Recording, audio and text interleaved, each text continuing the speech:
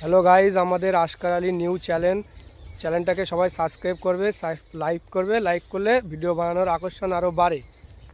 Total দক্ষিণ 24 পরগনায় ভাঙড় বিধানসভা তথা যে সমস্ত মুসলিম নেতা আজকে যারা ঘুরে বেড়াচ্ছে সম্পূর্ণ আইএসএফের ছায়াতলায়, যদি বলেন কেন, আপনারা বিচার করুন। দক্ষিণ 24 পরগনায় ফলতা শেখ শাহজাহান অ্যারেস্ট হওয়ার পরে সুবিধা কার হলো? শেখ শাহজাহান অ্যারেস্ট হওয়ার ফলে ওখানে সুবিধা হলো বিজেপি। আজকে টোটাল দক্ষিণ 24 পরগনায় ভাঙড় বিধানসভা যদি শওকত মোল্লা যদি অ্যারেস্ট হয়, ওখানে কার সুবিধা হবে আপনারা ভাবুন। শেখ শাহজাহানের ওখানে শুভেন্দু অধিকারী ঢুকতে পারছে না। শেখ শাহজাহান অ্যারেস্ট হওয়ার পরে শুভেন্দু অধিকারী ওখানে ঢুকলো। আজকে দক্ষিণ 24 পরগনায় যদি শওকত মোল্লাকে অ্যারেস্ট করে, টোটাল দক্ষিণ 24 পরগনা তৃণমূল নীল হয়ে যাবে। এই জন্য শওকত মোল্লাকে অ্যারেস্ট করা হচ্ছে না।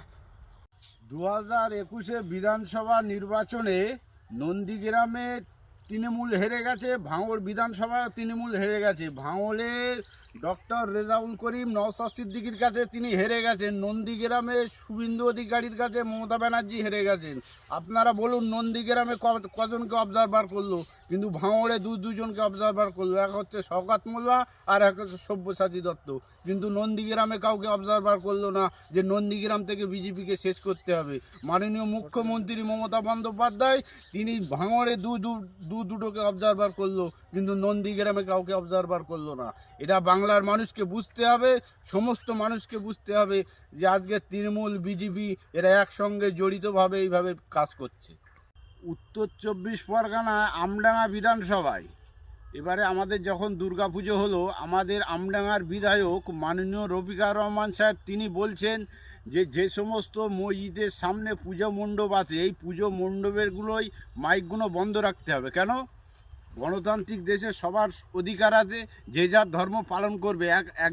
একটা ধর্ম পালন করতে গিয়ে আর একটা ধর্মকে বন্ধ করতে হবে, এটা আজকে মুসলমান ধর্মে কোন কিতাবে লেখা আছে কেউ দেখাতে পারবে না।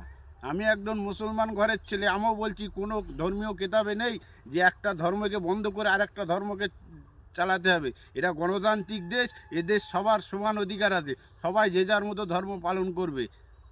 আমার কথা বলার বক্তব্য হলো এটাই, এই জন্য বাংলার মানুষকে সবাইকে বুঝতে হবে যে এখানে হিন্দু মুসলমানে একটা দাঙ্গা লাগিয়ে এরা ভোটে জিততে চাইছে। এর জন্য উভয়ের আমাদের হিন্দু মুসলমান সবাইকে ঐক্যভাবে এভাবে বুঝে আমাদেরকে চালাতে হবে এবং চলতে হবে। কোন সরকার এলে রাজ্য ভালো চলবে, দেশের জনগণ ভালো চলবে।